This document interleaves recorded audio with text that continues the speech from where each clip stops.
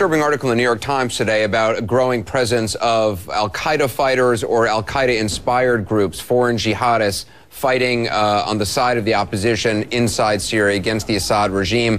What have you, and I'm about to talk to a foreign reporter who was actually held hostage by a group of foreign jihadists.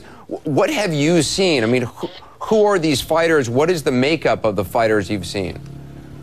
I haven't seen the fighters who took the two foreign, the British and Dutch journalists hostage, but I met their Syrian guide, a terrified young man who said that they talked like al-Qaeda. They threatened to kill him because he didn't have the proper beard and because he had brought infidels into Syria.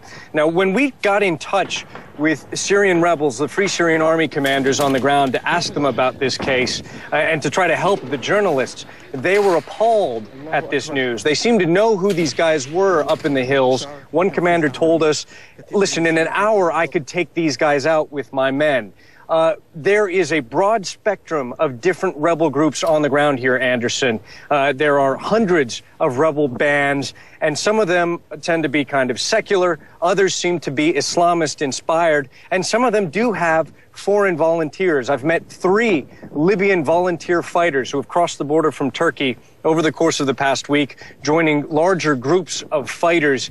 And some of the Syrians have misgivings about them being here. They don't want foreigners, certainly jihadists, fighting their battle. Others say, you know what? Nobody else has come to our rescue. Nobody else is helping us, so we'll take any help we can get to bring down the Assad regime. Yeah, interesting. Ivan, dangerous time. Stay safe. Thank you. With us now is Dutch freelance photographer Jeroen Orlemans, who was one of 2 foreign journalists held captive for a week until Syrian opposition fighters rescued them. Jeroen, you were basically captured right after you crossed into Syria on July 19th. What happened? We were brought into the country by a smuggler's ring, and we were following a well-known smuggler's route. And, after being into Syria for an hour, we kind of were handed into a jihadist movement who were camping at the very border. So the people who were smuggling you into Syria accidentally brought you to this camp of jihadists. Who were the jihadists? Were they actually any Syrians? The majority of them were foreign. Where were they from?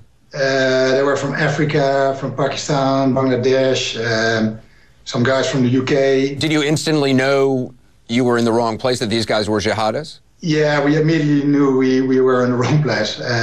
We saw them, and they looked really jihadists as well, wearing long beards, immediately talking religious. Yeah, they were jihadists. And what did they think you were spies? They immediately started accusing us of being CIA. Well, we said we were journalists, and they said like we were suspicious looking. Yeah, we looked military in their eyes. At some point, you tried to escape. Did you just think you just had to get out of there?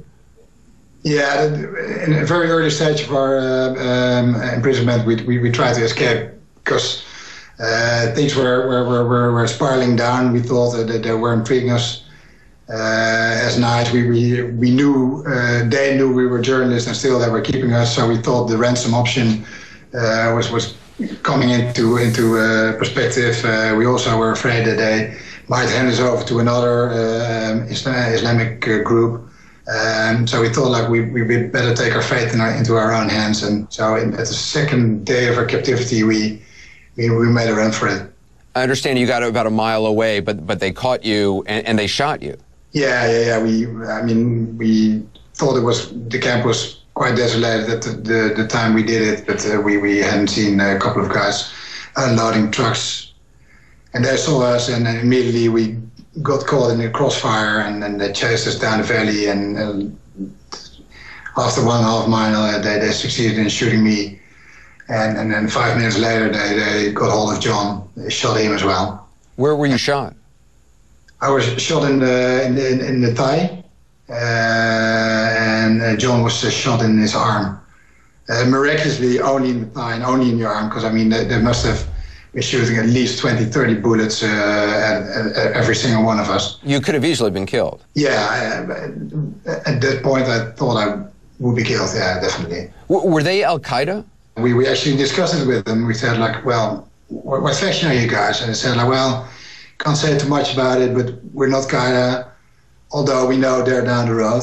They said that Al-Qaeda is down the road because there are increasing reports about Al-Qaeda, a growing influence or growing presence, or jihadists, certainly foreign fighter presence among the opposition. You were finally freed, though, by people in soldiers' uniforms or outfits. Who freed you? I think it must have been a Free Syrian Army group. Like 4 or 5 of those guys, they came into the camp demanding to see us. When they actually saw us, they were outraged and then took one of our guards. They threatened him at gunpoint, took him along and took us along, blindfolded and handcuffed, directed us into their car. And we hit off, shooting in the air and leaving those jihadis behind. Very brazen action, I have to say. I'm glad you and your colleague were able to get out safely. Jeroen Orlemans, thank you so much for talking to us. Thanks, Anderson. Very lucky to be alive.